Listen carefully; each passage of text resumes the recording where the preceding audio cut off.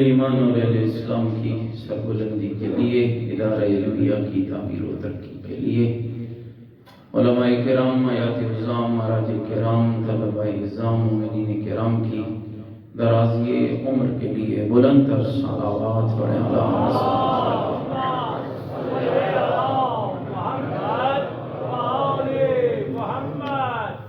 وہ علماء، وہ مراجع، وہ حیات نظام، وہ مومنین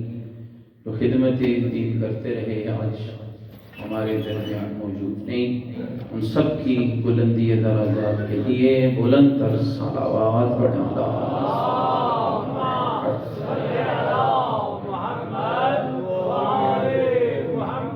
ان شخصیات میں سے ایک نابغہ روزگار شخصیت،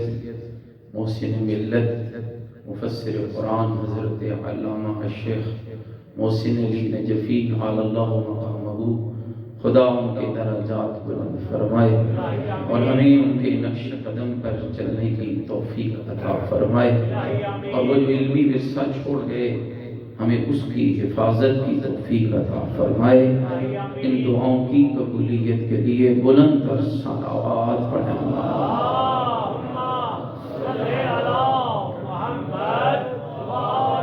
اعوذ باللہ من الشیطان الرجیم، بسم اللہ الرحمن الرحیم، الحمد للہ رب العالمین والعاقبۃ للمتقین، الصلاۃ والسلام علی سید الاشرف الانبیاء والمرسلین، سیدنا و نبینا و شفیع ذنوبنا و طبیب قلوبنا و مولانا ابی القاسم محمد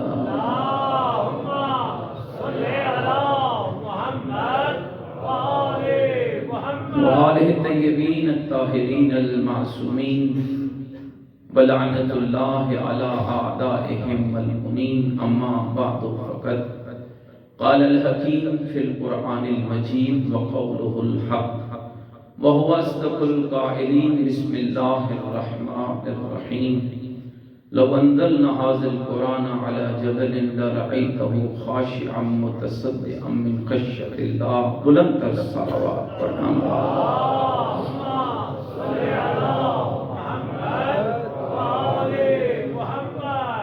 سامعین گرامی قدر، علماء کرام، طلباء نظام، مومنین کرام، یہ خوش بختی ہے، سعادت ہے کہ اللہ رب العزت نے اس عظیم ہستی کے قلم سے قرآن کی وہ نورانی باتیں جو انہوں نے الکوثر فی تفسیر القرآن کے اندر لکھی، اس کے اوپر مجھے ایم فل کا مقالہ لکھنے کا موقع ملا۔ یہ خدا کی عطا ہے کہ اللہ نے ہمیں اس مکتب کے ساتھ متمسک کیا کہ جس مکتب جیسا کائنات میں کوئی دوسرا موجود نہیں ہے۔ اور یاد رکھنا مومنین کرام، حقیقت میں مکتب اہل البیت ہے کہ جس کو اللہ نے ہر دو طرح سے مالا مال کیا، قرآن صامت بھی عطا کیا اور قرآن ناطق بھی عطا کیا، اور یہ لوگوں کے پاس ایسا کمال نہیں ہے جو اللہ رب العزت نے آپ کو عطا کیا۔ آپ کے ہادیان برحق وہ ہیں جنہوں نے دنیا کو سمجھایا، دنیا کو بتایا کہ آؤ اگر حقیقت قرآن دیکھنا چاہتے ہو تو مکتب اہل بیت حاضر ہے۔ وہ قرآن جو خود اپنی آیات کے اندر اپنا قرب دینے کے لیے بار بار متوجہ کرتا ہے، لیکن یاد رکھنا قرب قرآن کے حصول کے لیے بھی ان ہستیوں کا ہونا ضروری ہے جو قرآن اتنا آسان کر کے تمہیں سمجھائیں کہ وہ قرآن تمہیں نظر آئے کہ اللہ ہم سے چاہتا کیا ہے، اللہ نے کیوں اس کتاب کو ہم تک بھیجا۔ اور میری چند آیات ہیں، ان کے بعد پھر اپنی بات کو آگے لے جاتا ہوں۔ خود فرمایا پروردگار نے قد جاءکم من اللہ نور و کتاب مبین، اللہ کی طرف سے تمہارے پاس نور اور کتاب مبین آئے، یہدی بہ اللہ من اتبع رضوانہ سبل السلام۔ فرمایا اس کتاب کا کمال کیا ہے؟ کہ اللہ اس کے ذریعے ان کی ہدایت کرتا ہے، اور ہدایت کس کی کرتا ہے؟ سلامتی کی، امن کی، جو اس کی اتباع کرتے ہیں۔ وَيُخْرِجُهُم مِّنَ الظُّلُمَاتِ إِلَى النُّورِ، اور جب وہ اس کی اتباع کرتے ہیں تو اللہ انہیں کیسی ہدایت دیتا ہے؟ فرمایا اس قرآن مجید کے قرب کا پہلا کمال یہ ہے کہ اللہ انہیں ظلمات، تاریکی، گندگی، نجاست، بدبختی سے نکال کر نور کی طرف لے جاتے ہیں۔ وَيَهْدِيهِمْ إِلَى صِرَاطٍ مُسْتَقِيمٍ، اور اللہ ان کی صراط مستقیم کی طرف ہدایت کرتا ہے۔ پھر فرمایا یا ایھا الناس قد جاءتکم موعظۃ من ربکم، لوگوں تمہارے رب کی طرف سے تمہارے پاس موعظہ آیا ہے، اور اس موعظے کا کمال کیا ہے؟ شفاء لما فی الصدور، تمہارے دلوں کی ہر بیماری کی شفا اللہ نے اس موعظہ یعنی قرآن کے اندر رکھا۔ وَرَحْمَةً لِّلْمُؤْمِنِينَ وَهُدًى وَرَحْمَةً لِّلْمُؤْمِنِينَ، اور یہ قرآن ہدایت ہے اور رحمت ہے مومنوں کے لیے۔ اور پھر قرآن خود اپنی طاقت کا اندازہ کرتا ہے۔ سورہ مبارکہ حشر کی یہ خوبصورت آیت جس کو میں نے سرنامہ کلام قرار دیا، لو انزلنا هذا القرآن على جبل لرأيته خاشعا متصدعا من خشیۃ اللہ، ہمارا قرآن اتنا طاقتور ہے، اگر ہم نے پہاڑوں پہ نازل کیا ہوتا تو پہاڑ بھی خوف الہی سے ریزہ ریزہ ہو جاتے۔ کیا عظمت ہے زہرا کے بابا کی، جس قرآن کے وزن کو پہاڑ نہیں برداشت کر پایا۔ نزل به روح الامین علی قلبک، حبیب ہم نے وہ قرآن تیرے دل اور تیرے سینے پہ اتار دیا۔ اب پھر چیلنج دیکھیے قرآن مجید کا، قرآن مجید خود چیلنج کرتا ہے، قل ان کنتم فی ریب مما نزلنا علی عبدنا فأتوا بسورۃ من مثلہ، اگر تم شک کرتے ہو ہمارے اس کلام پر جو ہم نے اپنے بندے مصطفیٰ پر اتارا تو اس کی مثل کچھ لا کر دکھاتے ہو۔ بعض آیات میں یہاں تک حکم ہوا جنوں انسانوں کو اپنے سارے مددگاروں کو اکٹھا کر لو۔ میں کہتا ہوں دنیا قرآن کا کیا مقابلہ کرتی؟ سب سے مختصر سورہ قرآن مجید میں سورہ مبارکہ کوثر جس کی 3 آیات ہیں، جب عربوں کے ہاں اس سورہ کو پیغمبر خدا نے بھیجا جو فصاحت و بلاغت کے ماہر سمجھے جاتے تھے، اور جنہوں نے بیت اللہ کے دیوار پہ اپنے قصائد کو لٹکایا ہوا تھا، سبع معلقات، جب 3 آیتیں سورہ مبارکہ کوثر کی اللہ کے نبی کا نمائندہ لے کر گیا، عربوں کا ایک شاعر تھا جو سر شام نکلتا تھا اور لوگ اپنا شعری کلام لے کر آتے اور قلم اٹھا کر چلتے چلتے لوگوں کی غلطیاں نکالتا تھا۔ جب سورہ کوثر کی آیات اس کے سامنے آئیں، کبھی قلم کو دیکھتا ہے، کبھی سورہ کوثر کی آیات کو دیکھتا ہے، پھر اپنے قلم کو پھینک کر بھاگتا ہے اور بھاگتے ہوئے کہتا ہے لوگوں یہ جو کلام لے کر آئے ہو یہ بندے کا نہیں، یہ تو رب کا کلام ہے۔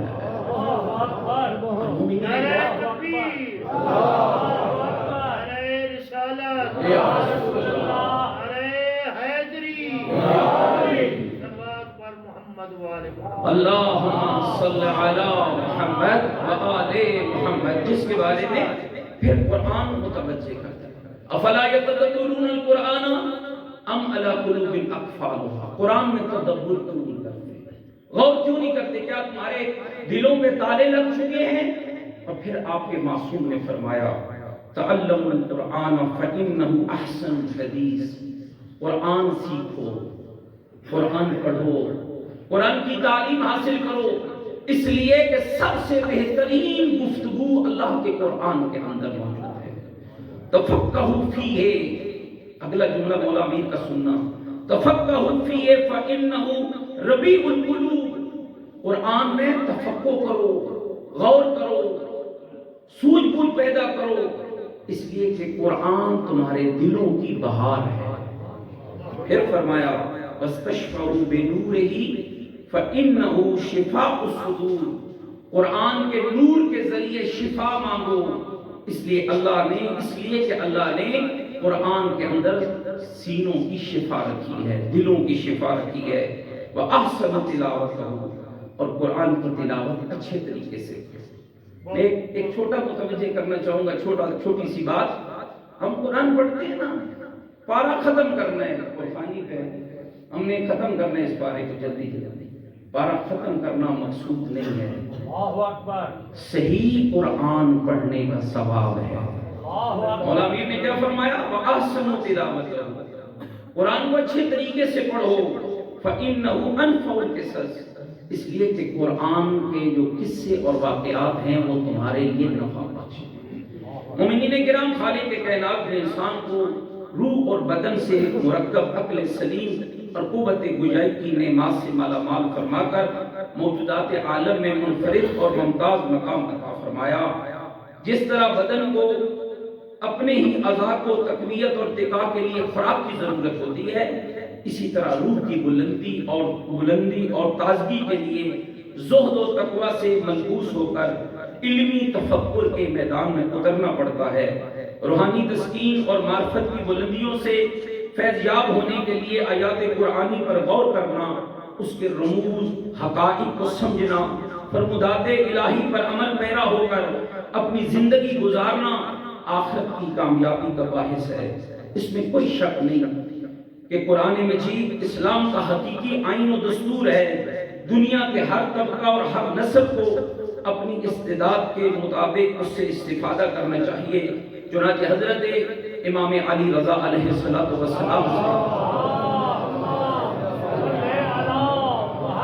ایک روایت منقول ہے، امام حضرت امام جعفر صادق علیہ السلام کے حوالے سے فرماتے ہیں کہ میرے جد سے سوال کیا گیا کیا وجہ ہے کہ قرآن مجید کو جس قدر بھی بیان اور نشر کیا جائے اسی قدر اس میں تازگی آتی ہے، بار بار پڑھے تھکتا نہیں ہے، بار بار تازگی کا احساس ہوتا ہے۔ اللہ تعالیٰ نے امام علیہ السلام نے جواب میں فرمایا، اللہ تعالیٰ نے قرآن کو نہ ایک زمانے کے ساتھ مخصوص کیا نہ کچھ لوگوں کے ساتھ مخصوص کیا، بلکہ یہ کتاب الہی ہر دور میں جدت اور ہر قوم کے لیے قیامت تک تازگی کا سامان مہیا کرتی ہے۔ کامیاب زندگی گزارنے کے لیے دنیا کے ہر شخص کے لیے قرآنی آیات کے مفاہیم اور تفسیر کو سمجھنا ضروری ہے، لیکن دوستو یہ حق ہے کہ اللہ رب العزت نے ہمیں کائنات میں تمام ماننے والوں پر فضیلت عطا کی ہے، اور وہ اس لیے عطا کی ہے کہ میرے رب نے ہمیں ایک قرآن صامت دیا ہے، 14 قرآن ناطق عطا فرمائے، اور پھر وہ ہستیاں عطا فرمائی کہ جن کو اللہ رب العزت نے جن کا اعلان اپنے نبی کی زبان سے کئی الفاظ میں کروایا۔ کبھی فرمایا انی تارک فیکم الثقلین کتاب اللہ و عترتی اہل بیتی ان تمسکتم بہما لن تضلوا بعدی ابدا حتی یردا علی الحوض، میں تمہارے درمیان 2 گراں قدر چیزیں چھوڑ رہا ہوں۔ کون سی گراں قدر چیزیں؟ ایک اللہ کا قرآن ہے، دوسری میری عترت و اہل بیت ہے۔ ان دونوں سے تمسک رکھنا میں محمد وعدہ کرتا ہوں، تم ان سے تمسک نہ چھوڑنا حتیٰ کہ یہ میرے پاس حوض کوثر پر نہ پہنچ جائیں۔ مومنین آگاہ رہنا، اگر آپ تمسک نہیں چھوڑیں گے قرآن اور اہل بیت سے 2 فائدے ہوں گے۔ ایک فائدہ دنیا میں گمراہ نہیں ہوں گے، دوسرا فائدہ جب وہ خود حوض کوثر پر جائیں گے تو آپ کو بھی حوض کوثر پر لے جائیں گے۔ کبھی ان الفاظ میں متوجہ کیا گیا کہ علی مع القرآن والقرآن مع علی، اور میں کہتا رہتا ہوں آپ اس خوش نصیب مکتب کے پیروکار ہیں جن کے ہادیان برحق۔ میں ایک روایت پڑھ رہا تھا کہ حضرت امام حسن عسکری علیہ السلام،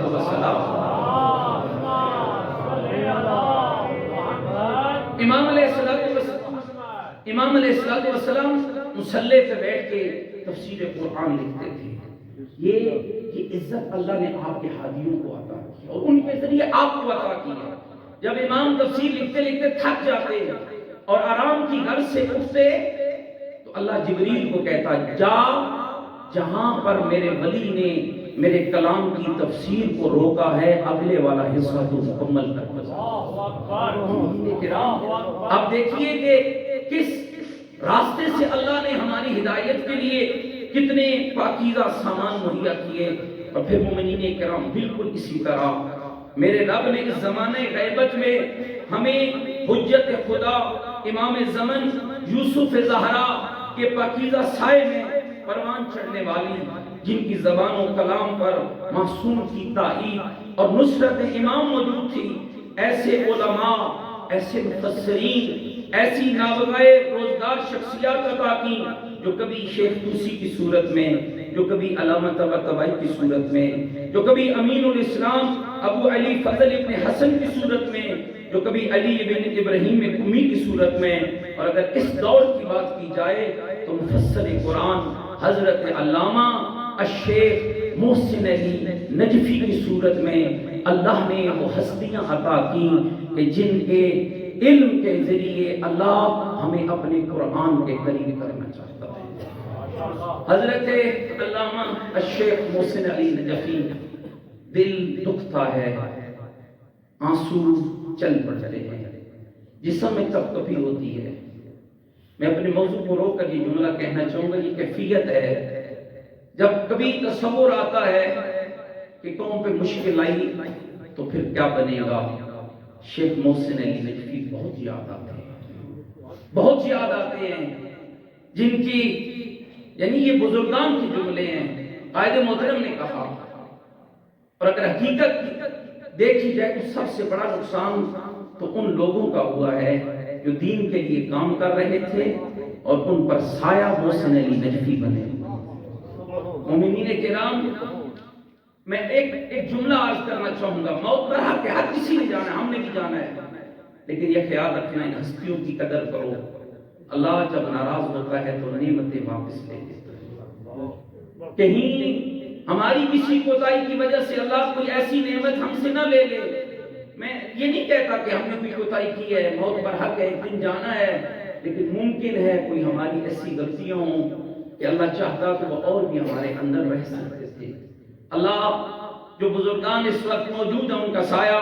ہمارے سروں پہ قائم و دائم رکھے۔ 1943 میں سکردو کی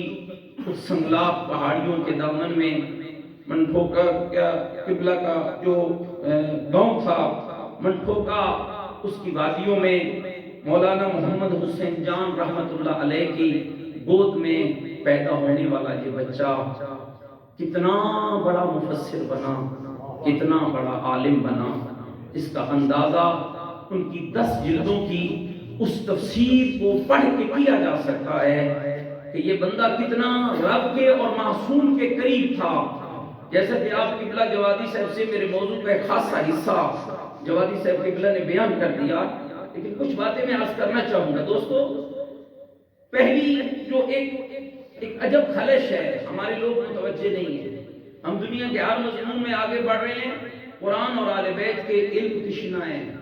ہمارے بچوں کو پتہ ہی نہیں ہے۔ اس وقت یونیورسٹیوں میں لوگ اپنے ایسے بندے پہ بھی کام کر رہے ہیں کہ جس کے پاس کچھ نہیں ہے، اور ہم ایسی ہستیوں کو بلا بیٹھے ہیں۔ میں سمجھتا ہوں یہ میرے لیے فخر کا لمحہ ہے، یہ میری عزت ہے، یہ میری نجات ہے کہ میں نے اس ہستی کے علمی کام کو یونیورسٹی کے اندر جا کر دنیا کو بتایا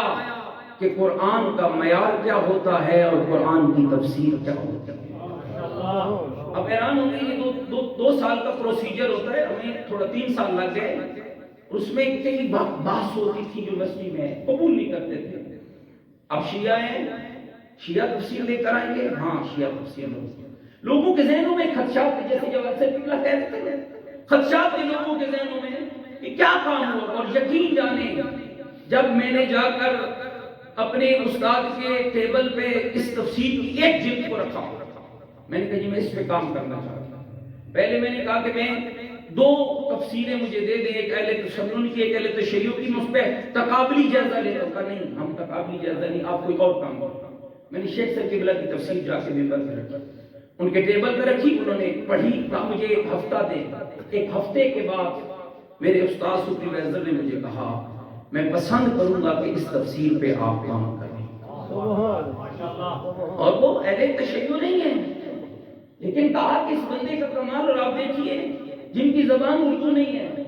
اتنا شائستہ کام، اتنا خوبصورت کام، اتنی خوبصورت باتیں اور اتنے خوبصورت انداز میں پہنچائیں، کہا کہ ٹھیک ہے ہم آپ کو اجازت دیتے ہیں کہ آپ اپنے اس تھیسس کے اوپر کام کریں۔ مومنین کرام، پھر اللہ نے مجھے توفیق دی کہ میں نے لگ بھگ 7 مہینے کی محنت سے جو وقت میرے پاس تھا، مجالس کا بھی ایک سلسلہ ہے اور دوسرے بہت سارے کام ہیں، تو میں نے اس تھیسس کو لکھا۔ جو میں بات ایک عرض کرنا چاہتا ہوں کہ جب میں وائبا کے لیے گیا، امتحان، آخری امتحان کے لیے جب میں گیا، تو میرا وائبا جس ایکسٹرنل ایگزامینر نے مجھ سے وہ وائبا لینا تھا، حالانکہ ایک ایک گھنٹہ لوگوں سے وائبا لیا جاتا رہا کہ 150-200 صفحے کی ایک تھیسس آپ نے لکھا ہے، اس کے اوپر آپ بتائیں کہ آپ نے یہ کام کہاں سے کیا، کہاں سے کیا، کہاں سے کیا۔ مجھ سے یہ سوال نہیں ہوا کہ آپ نے کتنے صفات کا لکھا ہے، آپ نے کہاں کہاں سے لکھا ہے۔ مجھ سے ایک سوال ہوا کہ آپ نے شیعہ مفسر کا انتخاب کیوں کیا، اور آپ نے شیخ محسن نجفی کی ہی تفسیر کو کیوں چنا۔ تو میں نے کہا جی الحمدللہ میں خود بھی شیعہ ہوں، اور میرے لیے سعادت ہے کہ میں نے علامہ الشیخ محسن علی نجفی کی اس تفسیر کا انتخاب کیا جس پر میں نے اپنا مقالہ لکھا، تاکہ ہمیں بتائیں۔ ایک ہی سوال ہم سے کیا گیا اور 5 یا 7 منٹ میں نے اس کا جواب دیا۔ میں نے کہا شیخ صاحب کی بلا کی جو تفسیر کی خصوصیت ہے وہ بہت ساری تفسیروں میں نہیں ہے، اور وہ خصوصیت کیا ہے کہ شیخ صاحب کی تفسیر مسلکی نہیں ہے، کسی خاص فقہ کے لیے نہیں ہے، کسی خاص گروہ کے لیے نہیں ہے، کچھ افراد کے لیے نہیں ہے، کسی خاص قوم کے لیے نہیں ہے۔ شیخ صاحب کی تفسیر کا کمال یہ ہے کہ ان کی تفسیر ہر اس طالب علم کے لیے ہے جو قرآن سمجھنا چاہتا ہے، چاہے اس کا تعلق اہل تشیع کے ساتھ ہے، اہل تشیع کے ساتھ ہے۔ اور ابھی بہت سی باتیں آپ کی کلاس سے سن رہے تھے، تاکہ وہ کیسے آپ ایکسپلین کریں اس بات کو۔ تو میں نے کہا جی چونکہ میرا جو موضوع ہے وہ ہے الکوثر فی تفسیر القرآن کے مآخذ کا تجزیاتی مطالعہ، جس کا سادہ معنی سمجھا دوں۔ معنی یہ ہے کہ شیخ صاحب نے اس تفسیر کو جو عکس کیا، کہاں سے کیا، کون کون سی کتابوں کے ذریعے اس تفسیر کو انہوں نے آگے بڑھایا۔ تو میں نے کہا جی ہمارے شیخ صاحب کا کمال یہ تھا کہ انہوں نے مین، یعنی اور بہت سے حوالہ جات تھے، لیکن مین جو شیخ صاحب قبلہ کی 10 جلدوں کا کمال تھا، شیخ صاحب نے تفسیر القرآن بالقرآن کی، یعنی قرآن کی تفسیر قرآن کے ساتھ، پھر قرآن کی تفسیر حدیث کے ساتھ، پھر قرآن کی تفسیر سیرت کی کتابوں کے ساتھ، پھر قرآن کی تفسیر تاریخ اور ادب کی کتابوں کے ساتھ، پھر قرآن کی تفسیر حتیٰ کہ غیر مسلموں کے حوالہ جات بھی بعض جگہوں پر نظر آئے۔ اور جب تفسیر القرآن بالقرآن کی تو اس ہستی کا کمال کیا نظر آیا، ذرا سنیے گا۔ شیخ صاحب نے فقط شیعہ تفسیر کو نہیں لیا، جتنی تعداد میں شیخ صاحب کی بلا نے اپنی تفسیر الکوثر کو شیعہ تفسیر سے لیا، اس سے زیادہ انہوں نے اس کو اہل سنت کی تفسیر سے لیا۔ یہ جو جوادی سے بار بار کہہ رہے تھے نا کہ فلاں اہل سنت کو بھی پسند آئی، یہ شیخ صاحب کی محنت کا کمال ہے۔ اور انہوں نے بہت، میں باقاعدہ ان کتابوں کا اگر آپ مجھے مل کے صلوات پڑھ لیں محمد و آل محمد پر، تو میں آپ کو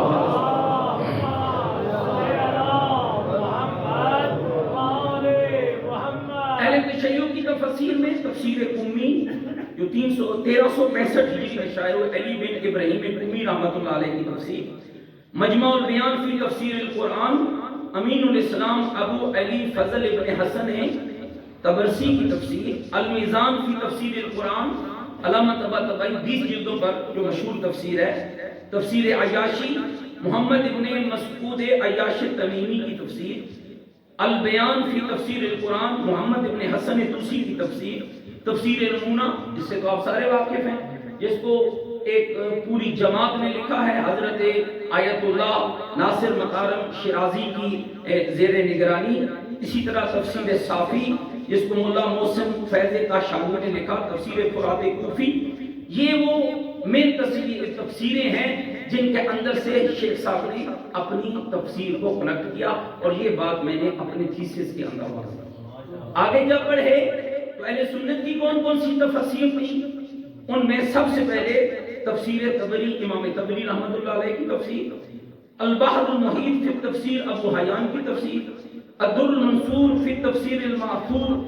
جلال الدین سیوطی، بہت بڑا نام ہے اہل سنت کا، ان کی تفسیر، تفسیر ابن کثیر الشیخ حافظ عماد الدین ابن کثیر کی تفسیر، تفسیر سالوی ابو اسحاق احمد بن ابراہیم کی تفسیر، تفسیر علوسی سید مامون افندی کی تفسیر، تفسیر منار، تفسیر بیضاوی، تفسیر کبیر امام فخر الدین رازی کی تفسیر، تفسیر نشاپوری، تفسیر ابو حیان، بیان القرآن اشرف علی تھانوی کی تفسیر، اور تفہیم القرآن علامہ مہدودی کا جو ترجمہ اور حاشیہ ہے، میں نے ان کے حوالہ جات دے کر وہاں ثابت کیا کہ شیعہ عالم اور شیعہ مفسر تنگ نظر نہیں ہوتا ہے۔ اب یقین جانیں جب میں نے یہ حوالے پیش کیے تو میرے ایگزامینر کی آواز آئی، محسوس یہ ہوتا ہے کہ آپ کا مفسر جس کی تفسیر پر آپ نے اپنا تھیسس لکھا وہ وسیع النظر بھی تھا اور وسیع القلب۔ پھر اس کے بعد جب تفسیر القرآن بالحدیث کی باری آئی تو پھر میں نے یہاں پر بھی دونوں تقسیمیں، قبلہ نے کون کون سی شیعہ کتابوں کو اپنا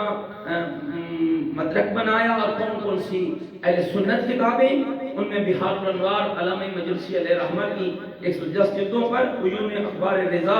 ابن بابوائے کمی کی، من لا یاد الفقی ابو جعفر محمد بن علی بن حسن بن موسیٰ بن بابوائے کمی، امالی صدوق شیخ صدوق علیہ رحمہ کی، امالی شیخ مفید علیہ رحمہ کی، علامہ امینی کی معروف کتاب الغدیر، غرر الحکم، الخصال، علل الشرائع شیخ صدوقی، سیف السجادیہ، وسائل الدراجات، اور اس کے علاوہ جب اہل سنت کی حدیث کی کتب کی باری آئی تو اب یقین جانیں گے میں نے کہا کہ پوری سیاہ ستہ کو میرے شیخ صاحب قبلہ نے پڑھا اور پڑھ کر پھر قرآن کی تفسیر کو مطلب بنایا۔ سیاہ ستہ میں صحیح بخاری ہے، صحیح مسلم ہے، سنن نسائی ہے، سنن ابن داؤد ہے، مسند احمد بن حنبل ہے، وغیرہ وغیرہ، یعنی یہ بہت سی ایسی کتب تھیں کہ جن کو، اور یقین جانیں کہ آخر میں بولنا تو مجھے چاہیے تھا لیکن وہ جو میرا ایگزامینر تھا انہوں نے کہا کہ واقعاً یہ تفسیر اس لائق ہے کہ اس کو ہر شخص پڑھ سکتا ہے۔ مجھے یہ کہہ کر انہوں نے چھٹی دے دی 15 منٹ کے بعد کہ آپ نے جس مفسر کی تفسیر پہ کام کیا ہے اس کے تھیسس کو ہم قبول کرتے ہیں اور ہم آپ کو اس ایم فل کے مقالہ کے لیے منتخب کرتے ہیں۔ میں آپ کی خدمت میں ایک جملہ اور کہنا چاہوں گا، بہت سے شیعہ نوجوان تھے وہاں، بہت سے لوگوں پر کام کیا، مجھے بھی تقریباً 4 مہینے جنگ لڑنا پڑی کہ ہم اس تفسیر پہ کام نہیں کرا سکتے، اس پہ نہیں کرا سکتے۔ میں نے کہا میں نے نوکری نہیں لگنی ہے، میں امام کا نوکر ہوں، یہ میرے لیے کافی ہے، میں نے یہ کام اس لیے کرنا ہے تاکہ یونیورسٹیوں میں ہمارا تھیسس جائے اور لوگوں کو پتہ چلے کہ شیعہ کی قرآن کے ساتھ محبت کیا ہے۔ اور میں آپ سب مومنین کو، میں نے بات ختم کر دی ہے، میں اس سے زیادہ نہیں پڑھوں گا، میں آپ کی خدمت میں عرض کروں گا، سو میں اپنے استاد بزرگوار کی خدمت میں بھی کہہ رہا تھا کہ متوجہ کریں اپنے بچوں کو، یونیورسٹیوں کے اندر آپ جائیں، بھیجیں، قرآن پہ کام کریں، حدیث پہ کام کریں، نہج البلاغہ پہ کام کریں۔ میں اپنے بزرگ علماء کی خدمت میں عرض کروں گا اپنے شاگردوں کو متوجہ کریں، یہ میدان ہمارا خالی ہے، اس میدان کی طرف ہم متوجہ نہیں ہیں۔ ہمارے بکھل کے اندر ایک فقہ کا مدرسہ ہے جس کے اندر سے ہر سال 10,000 بچے کمپیوٹر میں ایم فل اور پی ایچ ڈی اور ایم اے اور بی ایس کر کے نکل رہے ہیں، ہم کیوں نہیں متوجہ؟ یہ قرآن اس کے حقیقی وارث ہم ہیں، اس لیے کہ اس کے خالی وارث نہیں، ہم محافظ بھی ہیں۔ قرآن لوگوں نے پڑھا ہے اور ہم اس گھر کے باشندے ہیں جس نے نو کے سنا پہ چڑھ کے قرآن بچایا تھا۔ مومنین کرام، یہ ہماری شرعی ذمہ داری ہے کہ ہم ان ہستیوں کو، دوسری بات جو میں کہنا چاہ رہا ہوں، ہر مومن پہ لازم ہے، کھانا کھاتے ہو نا، جو چاہتے ہو آپ کو مل جاتا ہے، ہر مہینے اچھے سے اچھا لباس پہنتے ہو،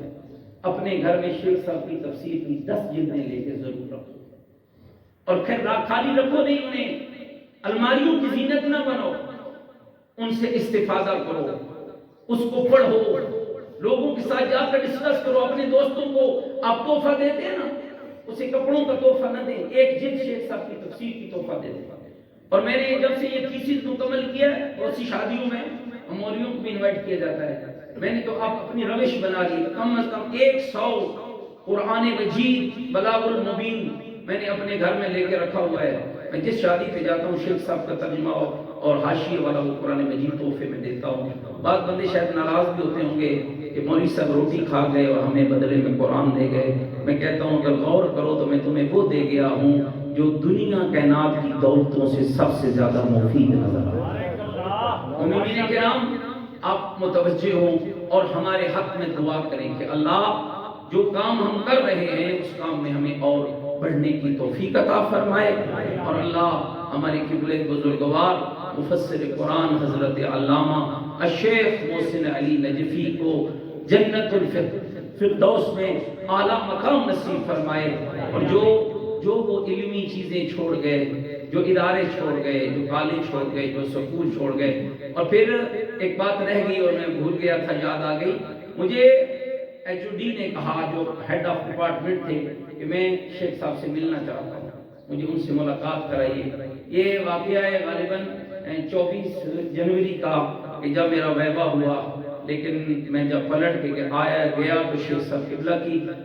رحلت ہو چکی تھی، تو پھر میں نے اسے جا کر کہا کہ ہمارے شیخ صاحب قبلہ دنیا سے چلے گئے۔ ٹھنڈی آہ نکلی اس بندے کے دل سے کہ واقعاً کتنا بڑا عظیم شخص تھا، اور کہنے لگے کہ واقعاً اسلام کا بہت بڑا نقصان ہوا ہے۔ شیخ صاحب کسی فقہ کے عالم نہیں تھے، وہ اسلام کے عالم تھے، وہ اللہ کے دین کے عالم تھے، وہ محمد مصطفیٰ کی شریعت کے عالم تھے۔ اللہ رب العزت ہمیں ان کے نقش قدم پر چلنے کی توفیق عطا فرمائے، اور اللہ ان اداروں کو تا قیام امام زمان آباد فرمائے۔ ان ساری دعاؤں کی قبولیت کے لیے مل کر بآواز بلند صلوات